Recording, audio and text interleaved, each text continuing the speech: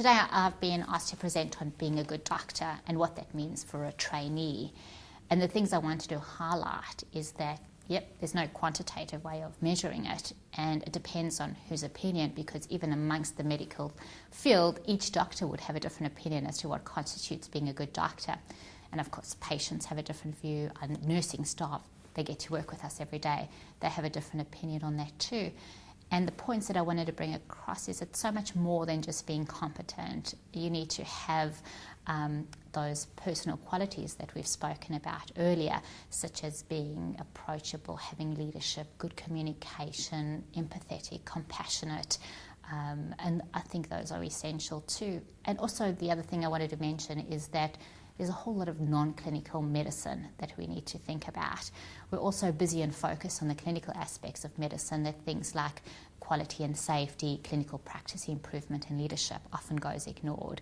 And I think to highlight that, us as trainees need to try and do more, do better and be involved. Let's start with your definition of professionalism.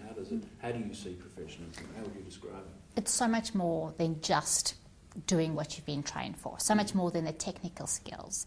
There's a whole other element of personal desirable qualities involving being able to communicate, being a team player, being involved in leadership, research, cultural competency, everything that's so clearly echoed in the will that the SPPP has put up on the website. And as a trainee, I've often gone back and looked at that and seen, perhaps I need to focus some attention more on that aspect of myself. So from a self-reflection point of view, that's very important. It doesn't mean that you're not supposed to be an expert at what you do. You still have to get the cannula in, you still have to show up for your ward rounds, you still have to do your discharge summaries. But you need to be more than just competent, and that's why I like the good and poor behavioural markers that they have on the SPPP website, because it kind of says, well, I'm doing an okay job, but what can I do to make myself a better doctor? And when people ask you about that, what do you say? Well, I think a better doctor, the definition is very hard to quantify. I mean, we all have very different opinions as to what that means from a trainee, from a consultant, and from a patient point of view, things are completely different. We as doctors tend to focus a lot on the technical aspects, being registered, being able to perform our tasks to the best of our ability, to work in that team environment. And the patients, and from the information and the literature reviews that I've gotten, a lot of them want humaneness. They want to be involved in patient decisions. They want a doctor that they feel dedicates time and effort in going through what potential causes of their illness is. So they're going more for the personal desirable qualities over the technical skills. And I think that professionalism needs to embody both of those thoughts. It's not commonly accepted in medical schools, is it? A course on professionalism. I've not known of any curriculum that explains it or goes into it. Not at all. I think it's very neglected from a South African point of view, where I initially trained. It wasn't a highlight, and hearing from my colleagues who have trained the undergraduate here, definitely not. In my training of paediatrics, it's all been in Australia, and there's no focus on professionalism, leadership, quality, and there's very little access for trainees, apart from what the SPPP is able to provide us, on developing those very intricate yet essential leadership qualities. And how would it benefit the profession, do you think, if it was focused on a bit more? Oh, across the board, because I firmly believe that medical leadership is essential to being a good doctor. And if you can foster those skills, I think communication within your own team, amongst your patients, can only lead to better quality of medical care, undoubtedly. And how do you teach that? I think it is something that needs to be formally brought in. I think there needs to be dedicated time to evolve and develop these skills with your trainees. I've been very privileged to be part of the Hetty Leap Leadership course, which took place over the whole of last year. You meet up, they teach about concepts like conflict resolution, negotiation, where you fit in the New South Wales health system.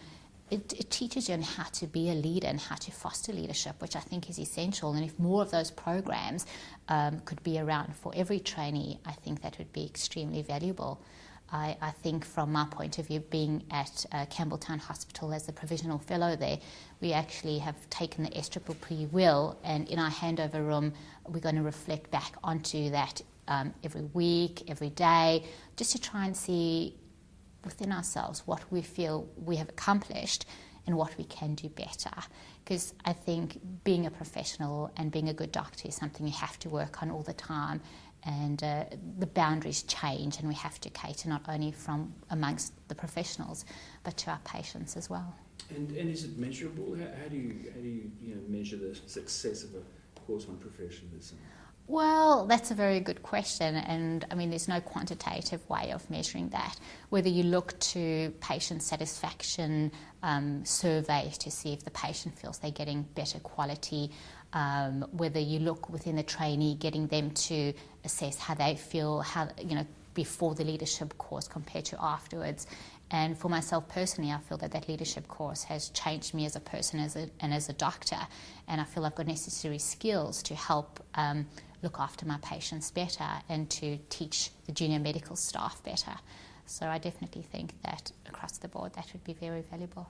And for trainees to embrace too, how do you persuade trainees to take it seriously? Well, my experience so far is that they're very keen to be involved in leadership and they want to be good doctors. I don't think we go into this profession, or at least I hope we don't go into the profession to turn out like Dr. House.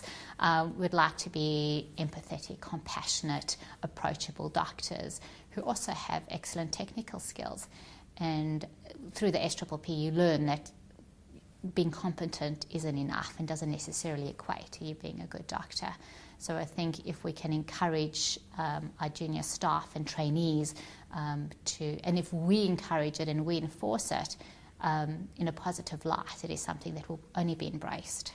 And it's you describe it as another step towards providing a comprehensive, absolutely safe service for a patient. Absolutely safe. It will be essential to provide safe and excellent health care. And also within one's own professional development, having leadership skills would be essential. Is discipline a part of all of that? Having personal discipline, are they personal qualities? I do think a lot of it has to go on personal qualities, and I think it's quite obvious the trainees who do bring some good leadership innately to the jobs that they do. But I don't think it's something that can't be learned. I think that given the opportunity, it's something that we can all improve on.